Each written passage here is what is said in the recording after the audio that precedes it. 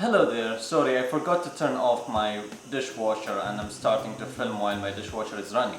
Am I gonna turn it off and then refilm? No, I'm just gonna keep filming because I'm not gonna do that. Alright, today we are cooking a mushroom soup and I collected those mushroom from outside and hopefully they are not gonna kill me because I know nothing about mushrooms. And my friend Kyle actually gave me some of them and I just went outside, try to find the stuff that looks like it and then just collect them, and let's make a fully homemade mushroom soup. Roll the intro. Let's cook American food. But it's not American food. Well, it's not American food.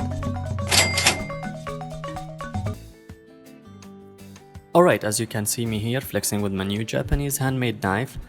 Well, let's keep that aside. Start with chopping your onions to small pieces and chop one green bell pepper. You can chop other vegetables you have on the fridge. There is no limit for what type of vegetables you're gonna use. Okay, so then take your onion, saute them in the oil. I think saute is the word, yeah. Until they start losing color, add your bell pepper. Chop your mushroom into small pieces and then pat them dry with a paper towel.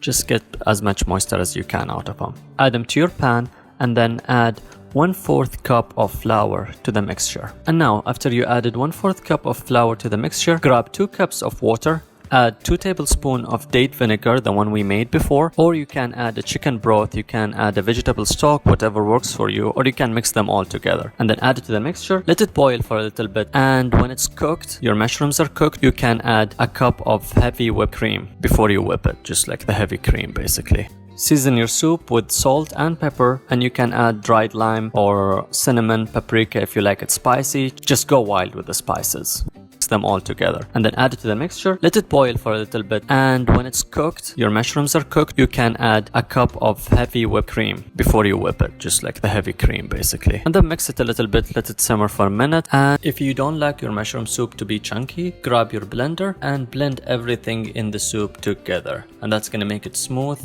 and very creamy and delicious. You should try it at home yourself, except the part that you go out and collect the mushrooms.